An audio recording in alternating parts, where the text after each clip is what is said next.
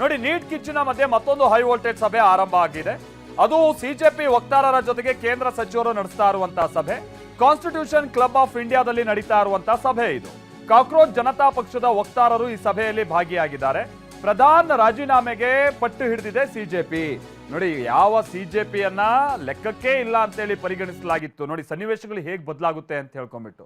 ಈಗ ಸನ್ನಿವೇಶ ಏನು ಅಂತಂದ್ರೆ, ಸಿಜೆಪಿ ಇಲ್ಲಿ ಬನ್ನಿ ಅಂದ್ರೆ ಇಲ್ಲಿ ಬರಬೇಕು ಅಂತ ಕಡೆ ಮಾತುಕತೆ ಅಂದ್ರೆ ಆ ಸನ್ನಿವೇಶಕ್ಕೆ ಬಂದ್ಬಿಟ್ಟಿದೆ ಈಗ. ಯಾಕಂದ್ರೆ ವಿದ್ಯಾರ್ಥಿಗಳ ಮನವೊಲಿಸುವಂತ ನಿಟ್ಟಿನಲ್ಲಿ ಕೇಂದ್ರ ಆದಷ್ಟು ತುರ್ತು ಕ್ರಮ, ತುರ್ತು ಹೆಜ್ಜೆ, ತುರ್ತು ನಿರ್ಧಾರಗಳಿಗೆ ಬರಬೇಕಾದಂತ ಅನಿವಾರ್ಯತೆಗೆ ಬಂದಿದೆ. ಆ ಕಾರಣಕ್ಕಾಗಿನೇ ಈಗ ಕಾನ್ಸ್ಟಿಟ್ಯೂಷನ್ ಕ್ಲಬ್ ಆಫ್ ಇಂಡಿಯಾದಲ್ಲಿ ನಡೀತಾ ಇರುವಂತಹ ಸಭೆಯಲ್ಲಿ ಕೇಂದ್ರ ಸರ್ಕಾರದ ಪ್ರತಿನಿಧಿ ಭಾಗಿಯಾಗಿದ್ದಾರೆ. ಧರ್ಮೇಂದ್ರ ಪ್ರಧಾನ್ ರಾಜೀನಾಮೆಗೆ ಪಟ್ಟು ಹಿಡಿದು ಮತ್ತೊಂದು ಕಡೆ ಈ ಸಿಜೆಪಿ ವಕ್ತಾರರು ಹೋಗಿದ್ದಾರೆ.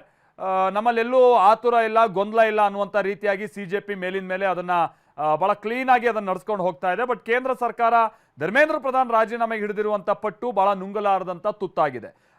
ಬಟ್ ಅದನ್ನ ಹೊರತಾಗಿ ಹೇಗೆ ಇವ್ರನ್ನ ಕನ್ವಿನ್ಸ್ ಮಾಡ್ಬೋದು, ಆ ನಿಟ್ಟಿನಲ್ಲಿ ಈಗ ಕೇಂದ್ರ ಸರ್ಕಾರ ಯೋಚನೆಯನ್ನ ಮಾಡ್ತಾ ಇದೆ. ಒಂದು ಕಡೆ ಕ್ಯಾಬಿನೆಟ್ ಮೀಟಿಂಗ್ ನಡೀತಾ ಇದೆ. ಮುಂದೆ ಏನಾದ್ರೂ ಈ ರೀತಿಯಾದ ಪ್ರಶ್ನೆ ಪತ್ರಿಕೆಗಳು ಲೀಕ್ ಆದ್ರೆ ಅಂತವ್ರ ವಿರುದ್ಧ ಏನ್ ಕಠಿಣ ಕ್ರಮ ಅನ್ನುವಂಥದಕ್ಕೆ ಸಂಬಂಧಪಟ್ಟಾಗೆ ಕೇಂದ್ರ ನಿರ್ಧಾರಕ್ಕೆ ಬರುವಂತ ಪ್ರಯತ್ನವನ್ನ ಮಾಡ್ತಾ ಇದೆ. ಒಂದು ಮಸೂದೆಯನ್ನ ಸಿದ್ಧಪಡಿಸುವ ನಿರ್ಧಾರ ಮಾಡ್ತಾ ಇದೆ. ಮೀನ್ ಟೈಮ್ ಮತ್ತೊಂದು ಕಡೆ ಈಗ ಕೇಂದ್ರ ಸಚಿವ JP ನಡ್ಡಾ ಅವರನ್ನ ಸೌರವ್ ದಾಸ್ ಸೇರಿದ ಹಾಗೆ ಸಿಜೆಪಿಯ ವಕ್ತಾರರು ಭೇಟಿಯಾಗಿ ಮಾತುಕತೆಯನ್ನ ನಡೆಸ್ತಾ ಇದ್ದಾರೆ. ಈಗ ಏನಾಗುತ್ತೆ ಅಂತ ಅಂದ್ರೆ, ಸಿಜೆಪಿ ಹಾಗೆ ಸಚಿವರ ನಡುವೆ ಏನ್ ಮಾತುಕತೆ ಆಗಿದೆ ಆ ಸಂದೇಶಗಳನ್ನ ಹೊತ್ತು ಈಗ ನಡ್ಡಾ ಅವರು ಬರೋರಿದ್ದಾರೆ. ಅವರು ತೆಗೆದುಕೊಂಡು ಬರುವಂತಹ ಸಂದೇಶಗಳೇನು, ಅವ್ರ ಜೊತೆಗೆ ಮಾತುಕತೆಗೆ ಹೋಗಿದಾರಲ್ಲ, ಈಗ ಮಾತುಕತೆ ಏನ್ ಸಂಧಾನ ಸೂತ್ರದೊಂದಿಗೆ ಹೋಗಿದ್ದಾರೆ, ಇದೆಲ್ಲವೂ ಕೂಡ ಬಹಳ ಕುತೂಹಲ ಮೂಡಿಸ್ತಾ ಇರುವಂತಹ ಸಂಗತಿ. ಬಹುಶಃ ಮುಂದಿನ ಒಂದು 2-3 ದಿನಗಳಲ್ಲಿ ಪ್ರತಿಭಟನೆ ದಿಕ್ಕು ದೆಸೆ ಹೇಗಿರುತ್ತೆ ಅನ್ನುವಂಥದ್ದನ್ನ ನಿರ್ಧರಿಸುವಂತಹ ಸಭೆಗೆ ನಡೀತಾ ಇರೋದು. ಮತ್ತೊಂದ್ ಕಡೆ ರಾಜ್ಯಸಭಾ ಕಲಾಪ ಸೋಮವಾರಕ್ಕೆ ಮುಂದೂಡಿಕೆ ಆಗಿದೆ. ಹೌದು, ನಾಳೆ ಶನಿವಾರ, ನಾಡಿದ್ದು ಭಾನುವಾರ ಕಲಾಪ ನಡೆಯೋದಿಲ್ಲ. ಈ ಕಾರಣಕ್ಕಾಗಿ ಸೋಮವಾರಕ್ಕೆ ಈ ಕಲಾಪ ಮುಂದೂಡಿಕೆ ಆಗಿದೆ.